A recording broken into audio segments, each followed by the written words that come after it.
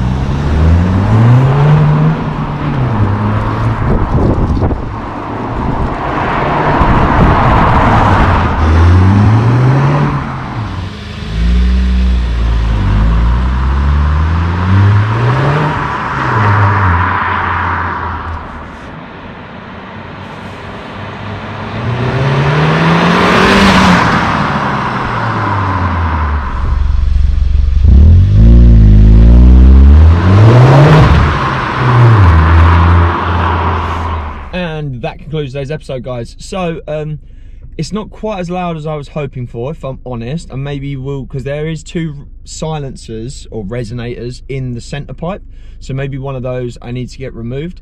But it is definitely a bit louder at lower RPM, which is definitely nicer while I'm going along. So definitely worth doing, and it looks so much better. I can't wait to get the rear diffuser on, because once you get that, it'll really complete that look of it looking a lot sportier.